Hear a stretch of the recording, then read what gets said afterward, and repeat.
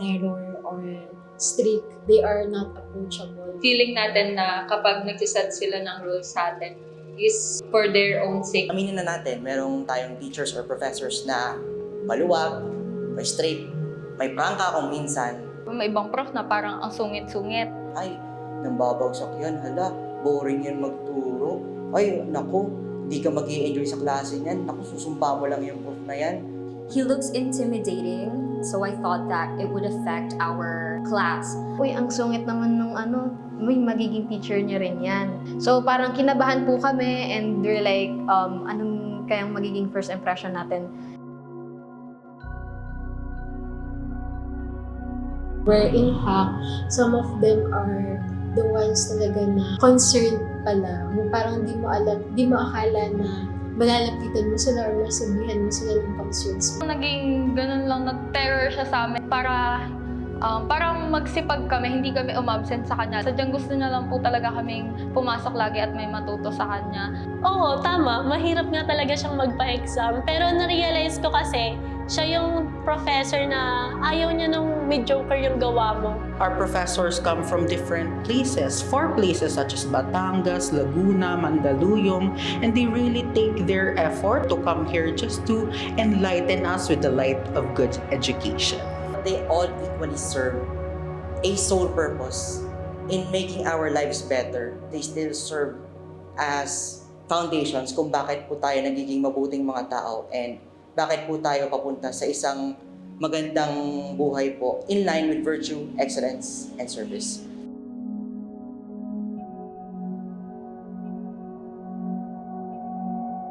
I'm not just a professor, I'm not just an educator, I'm also a wife and a mother. So it's hard for me to have ample time for my family. Because to be a teacher, it's always, every day is always a challenge. Pandemic actually was the most challenging times of my life as a teacher. Okay, not only on the technology aspect, but also on the emotional and mental aspect of myself and of my students. There were lots of times when my students did not prepare for class, and it was heartbreaking. It was very frustrating at that, because how else could they learn? How else would they have a background on what I am about to teach? Right. So I entered the classroom thinking to do my job well. It's up to them to do their part also, and if they do not, that's really heartbreaking. And it's really frustrating if they do not understand those concepts I teach, because that means I failed my job. Sila yung angel in disguise na tutulungan ka. For me, it takes a lot of passion and sacrifice for it. I think that teaching is an all-expansive profession because you have to expand or be extensive towards your resources in order to provide a conducive learning environment among your students po. Yun po yung pinakamahirap na work sa lahat dahil wala pong mga teacher na nagtuturo sa amin, sa atin. Walang magaling na doktor, walang magaling na abogado, walang magaling na engineer, walang magaling na presidente kung walang magaling na teachers. I remember my teachers as my life coaches. They provided me with a platform, a community of learning where I can model my present teaching in comparison to how they deliver the lesson to me as a student. I always go back to the reason why I chose, why I have embraced this calling. That's why I have to continue. I will be tired physically, but mentally, I am boosted whenever I see my students learn, whenever I see my students improve their skills. The best experience among all is when I see my former students pursue their dreams, specifically when they pursue their college courses or even pursue their dream jobs. Teaching is more of a passion. It's a mission. It's a calling. It's an advocacy. We say teaching is a gift, which I agree. A lot of people can teach, but only few has the passion. To teach young people certain things that they can use when they grow old, things that they can use in the future, things that will leave them in awe.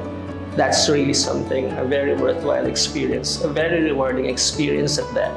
The teacher also learns something from the students, and every time that the students subconsciously teach me something, That's really memorable for me because that means it's a two-way learning experience. It's not just about me teaching them, it's about them teaching me also.